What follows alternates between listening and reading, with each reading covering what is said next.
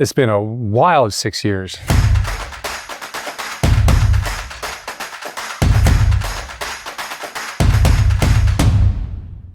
All I want to do is really help my teammates, help my friends. And I joke, but we put this thing together with glue and tape. I mean, we got handed a large donation, a few weeks after I was initially treated, and we were able to treat 5 more individuals with that, and that spread to their friends, and this thing just kind of grew organically, and it's really become a really beautiful thing.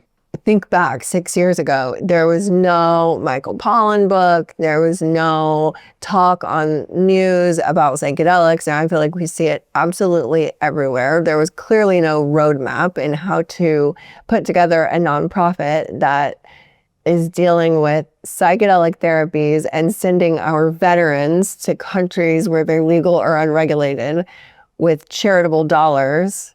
Yeah, it was kind of crazy. It was very crazy. Yeah, so in the 6 years since, we have provided funding for now 1,000. Over 1,000. Grant recipients. Families. Yeah. Spouses. When we started this out 6 years ago, there was no idea of how it would go. It was really just an idea to help your friends and former teammates. Yeah, I mean, that's how we started this. It's all I wanted to do.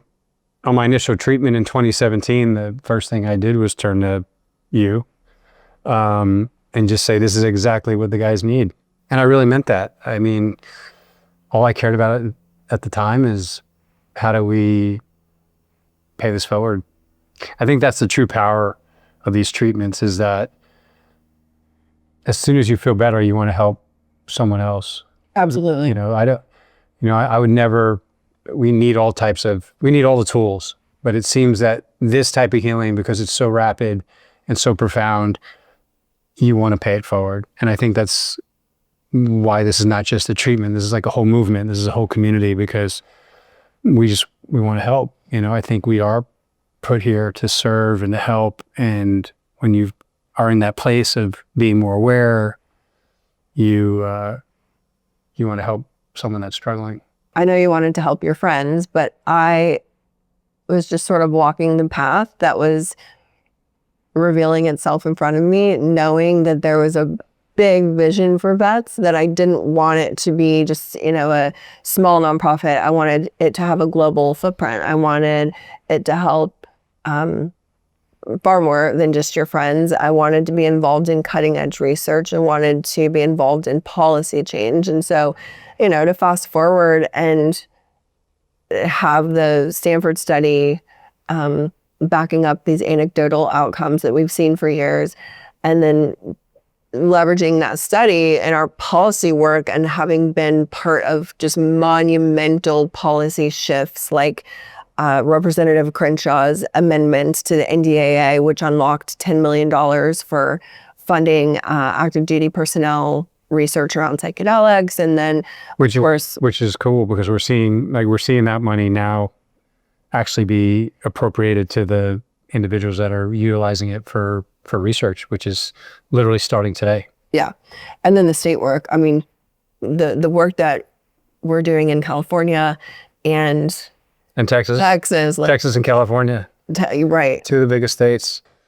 We have individuals tell us that, we've done so much, we've helped so many, and Am and I kind of look at each other and we don't think anything of it. We feel like there is so much more work to do. There's so many more individuals that need to heal. We know there's millions of folks, not just in the US, around the world, that can use treatments like we're talking about here to heal and to get better, to connect again. Sadly, we can't help everybody. That's why we're at the forefront of policy change. But if you are a struggling veteran and you do reach out, just remember that we are listening. We are seeing every application that comes through. There is hope, and we're working on it. And so please hang in there. Please call a buddy. We are advocating for you every day.